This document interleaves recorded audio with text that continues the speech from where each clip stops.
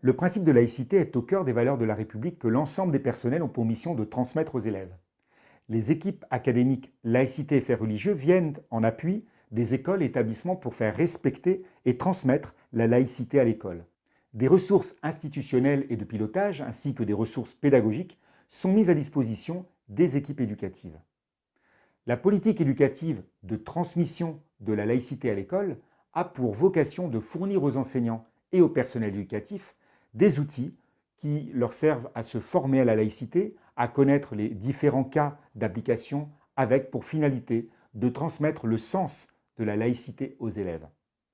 Les ressources nationales comportent des outils de formation, des références institutionnelles, associatives et de partenaires de l'éducation nationale, et ce, afin de construire une culture et des réflexes communs.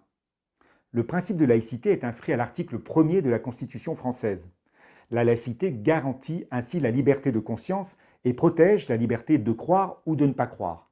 Ce principe républicain est établi par la loi de séparation des églises et de l'État de 1905. La République garantit ainsi le libre exercice des cultes, mais ne reconnaît, ne salarie ni ne subventionne aucun culte. Il en résulte la neutralité de l'État, le respect de toutes les croyances et l'égalité de tous les citoyens devant la loi, sans distinction de religion.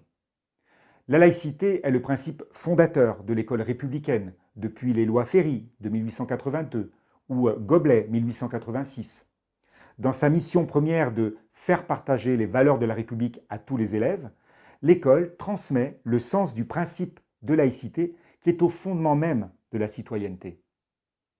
Compte tenu du fait que dans les écoles et les établissements, les élèves sont pour la plupart mineurs, la loi du 15 mars 2004 leur impose certaines règles, notamment en encadrant le port de signes ou de tenues manifestant une appartenance religieuse. La loi protège la liberté de conscience des élèves de toute forme de pression, d'emprise idéologique ou de prosélytisme. La loi du 26 juillet 2019 pour une école de la confiance a renforcé la lutte contre le prosélytisme. Son article 10 énonce que les comportements constitutifs de pression sur les croyances des élèves ou de tentatives d'endoctrinement de ceux-ci sont interdits dans les écoles publiques et les établissements publics locaux d'enseignement, à leurs abords immédiats et pendant toute activité liée à l'enseignement. L'enseignement des faits religieux dans notre République laïque est inscrit dans le socle commun de connaissances, de compétences et de culture. Avec objectivité et méthode, il décrit et analyse les faits religieux comme éléments de compréhension des sociétés passées et de notre patrimoine culturel, de manière transversale et par des disciplines telles l'histoire, les lettres, l'histoire des arts, l'éducation musicale, les arts plastiques ou encore la philosophie.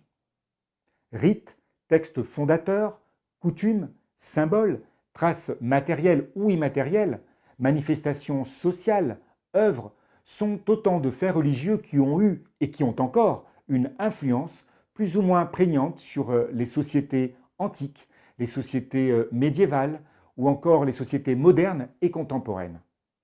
L'enseignement des faits religieux n'est pas une discipline à part entière, mais un enseignement transversal qui encourage le décloisonnement disciplinaire. L'enseignement des faits religieux permet d'avoir accès à la diversité des représentations et des visions que nous pouvons avoir du monde.